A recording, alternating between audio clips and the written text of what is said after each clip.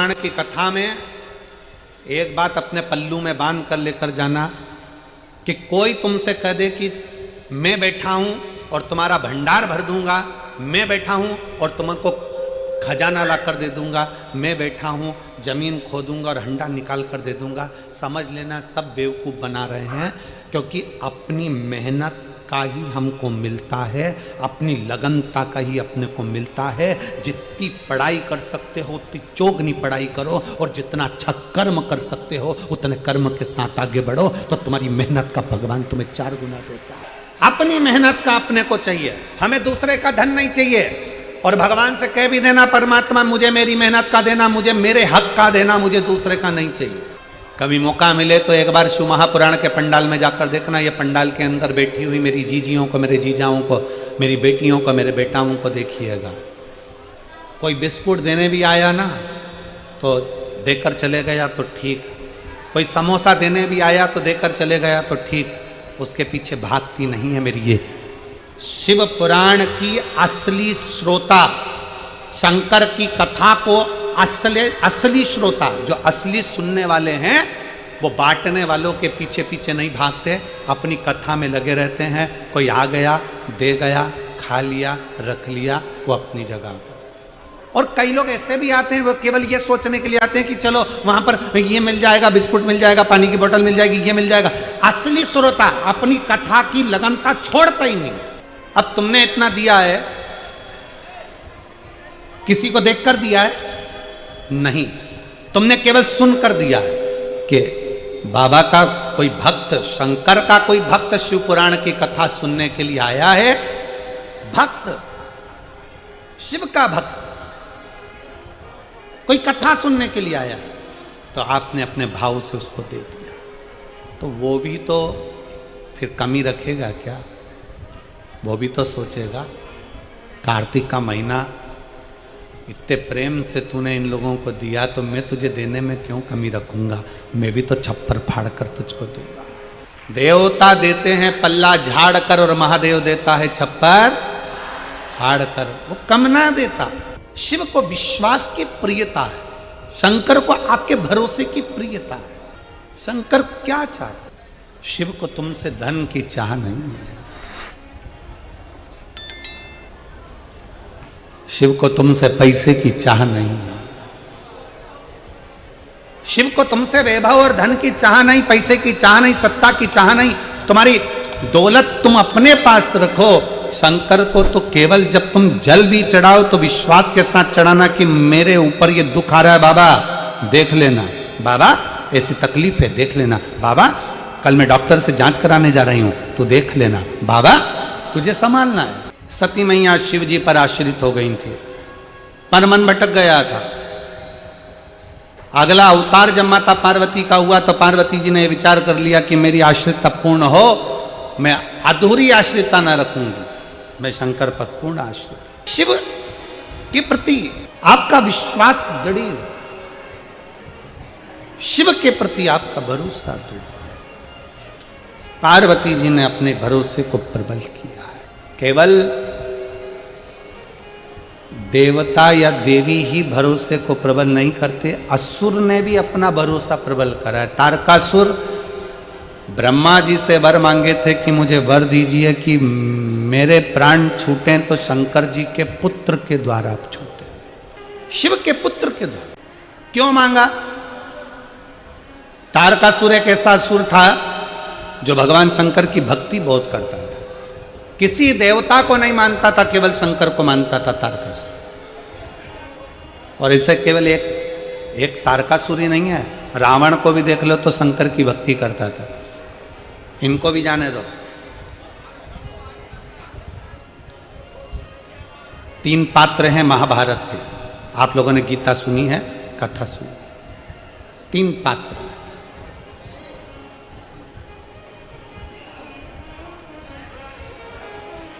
महाभारत के 3 पात्र जिन्होंने शंकर भगवान की विरल भक्ति को धारण किया, कैसे?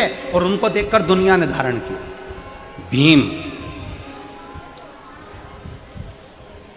दुर्योधन और जरासंध, तीनों ने अविरल भक्ति को धारण किया। तीनों तप करने के लिए गए। भगवान शंकर की ऐसी भक्ति में डूबे तीनों। तप करते करते करते करते कई वर्ष निकल गए, कई वर्ष। अब भीम को लगी भूख। भीम ने सोचा कि मुझे भूख लगी, जाऊं मैं कुछ खा लूंगा। जरासंध तप कर रहे हैं, दुर्योधन तप कर रहे हैं, और भीम उठकर चले गए और वन में जाकर केले लाकर बैठकर पेट भरकर भीम ने खाना प्रारंभ। भीम जैसे ही चले गए, थोड़ी समय के बाद ही जरासंध और दुर्योधन के सामने भगवान शंकर प्रकट हो गए। जरासंध और दुर्योधन के सामने भगवान शंकर प्रसन्न होकर प्रकट हो गए। सबसे सरल देव, देवाधिदेव महा सरलता में प्रसन्न होकर प्रकट हो। मांगो तुम्हें क्या चाहिए। दुर्योधन और जरासंध दोनों सामने खड़े थे और दोनों ने हाथ जोड़कर कहा कि हमको 10-10 हजार हाथियों का बल दे दीजिए। 10-10 हजार हाथियों का बल हमें दीजिए, हमें इतनी शक्ति आ जाए कि हमें 10-10 हजार हाथियों का बल रहे, इतनी शक्ति आ जाए। ठीक है, भगवान शंकर ने तथास्तु कह दिया, 10-10 हजार हाथियों का बल दे दिया। दोनों जा रहे थे, भीम को देखकर दोनों हंसकर बोले, इस खवड्डे को देखो, खाने के चक्कर में इसको वर भी नहीं मिला। हमारे ऊपर शंकर भगवान की कृपा हो गई और ये भूखा खाने में ही लगा रहा, इसको कुछ नहीं मिल पाया, इसको कुछ भी नहीं मिला, ये तो ऐसे ही रह गया। भीम के ऊपर हंसने लगे, ताना कसने लगे, खवड्डा करने लगे, खाने के चक्कर में भगवान की भक्ति छोड़ दी, ये कर दिया वो कर दिया। भीम चुप थे। अब भीम ने सोचा कि अब मैं भी भगवान का तप करूंगा, पर शंकर भगवान का तप नहीं करूंगा। भीम ने सोचा मैं पार्वती जी का तप करूंगा। अब भीम क्या जाने कि शंकर और पार्वती में भेद ही नहीं है। शिव की शक्ति है, पार्वती दोनों एक है। अर्धनारेश्वर रूप का दर्शन भगवान शंकर ने जब ब्रह्मा जी को दिया, तो अपने आधे रूप में शंकर ने अपना दर्शन दिया और आधे रूप में पार्वती का दर्शन दिया। दुनिया के लोग अगर कह दे कि शंकर अलग है पार्वती अलग है, ये भेद करने वाले, अगर तुम माँ वैष्णो देवी को मान रहे हो, अगर आप माँ दुर्गा जी को मान रहे हो, आप माँ काली जी को मान रहे हो, आप माँ जगत जननी को मान रहे हो, आप माँ तारा माता को मान रहे हो, आप माँ मनसा माता को मान रहे हो, आप दुर्गा जी को मान रहे हो, आप ज्वाला जी को मान रहे हो, आप देवी जी की आराधना कर रहे हो, तो ये मानकर चलना कि आप केवल देवी की आराधना नहीं कर रहे हो, शंकर की भी आराधना कर रहे हो, आप शिव की भी आराधना कर रहे हो। और यदि आप शंकर जी की आराधना कर रहे हो, शंकर जी पे एक लोटा जल चढ़ा रहे हो, शंकर जी पे बेलपत्र चढ़ा रहे हो, शंकर जी पे दूध चढ़ा रहे हो, तो ये मानकर चलना आप केवल शंकर की आराधना नहीं कर रहे, साथ में पार्वती की भी आराधना कर रहे हो। आप ये मानकर चलिए।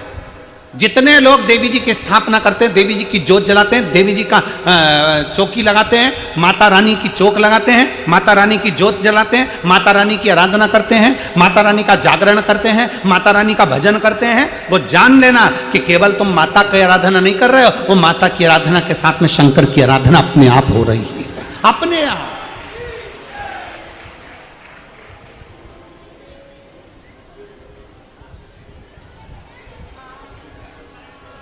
शिव शक्ति में कोई भेद नहीं है। पर भीम ने सोचा कि अब मैं शंकर जी की आराधना नहीं करूंगा, मैं शक्ति की आराधना, मैं देवी की आराधना करूंगा। और भीम ने देवी जी की आराधना करी, माँ दुर्गा जी की जैसी आराधना करी। शंकर भगवान ने माता पार्वती जी से कहा, जाओ भीम तुम्हारी आराधना कर रहा है, उसको कुछ देकर आओ। पार्वती जी बोली, मेरा तो मन नहीं उसको देने का। भगवान शंकर कहने लगे, कैसे मन नहीं, तुम्हें जाना पड़ेगा, देना पड़ेगा। भगवान विष्णु भी अगर किसी पर प्रसन्न होते हैं, भगवान नारायण भी अगर किसी पर प्रसन्न होते हैं, तो भगवान नारायण पृथ्वी पर रहने वाले जीवों को स्वयं नहीं देते, शंकर भगवान से कहते हैं कि प्रभु इनको दे दीजिए, शिव की आज्ञा है तो मिलेगा। पृथ्वी पर रहने पर, पृथ्वी पर जन्म लेने के बाद, अगर आप पृथ्वी पर रह रहे हो, मृत्यु सागर में रह रहे हो, मृत्यु लोक में रह रहे हो, इस संसार में रह रहे हो, पृथ्वी पर अगर आपका जन्म हुआ है और पृथ्वी पर अगर आप रह रहे हो, पृथ्वी पर अगर आप जन्म लिए हो और पृथ्वी पर रहने के बाद आप चाहे चतुर्थी का पूजन कर लो, पंचमी का पूजन कर लो, छठ का पूजन कर लो, सप्तमी का पूजन कर लो, अष्टमी का पूजन कर लो, दसवीं का पूजन कर लो, एकादशी कर लो, चाहे प्रदोष कर लो, चाहे तुम्हारी मर्जी पड़े मंगलवार करो, बुधवार करो, गुरुवार करो, तुम्हारी मर्जी पड़े देवी का व्रत कर लो, तुम्हारी मर्जी पड़े शनि महाराज का व्रत कर लो।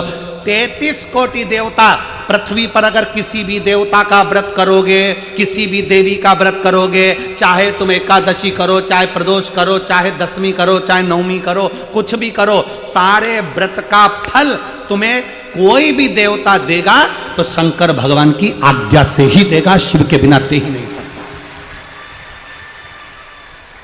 सारे व्रतों का फल शिव के बिना मिल ही नहीं सकता। शंकर बोलेंगे कि दे दो तो दे दो, शिव कहेंगे कि प्रदान करना, क्योंकि शंकर मृत्यु लोक के देवाधिदेव महादेव हैं।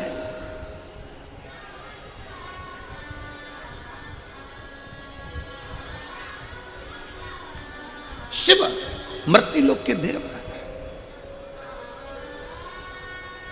तुम्हारी करी गई एकादशी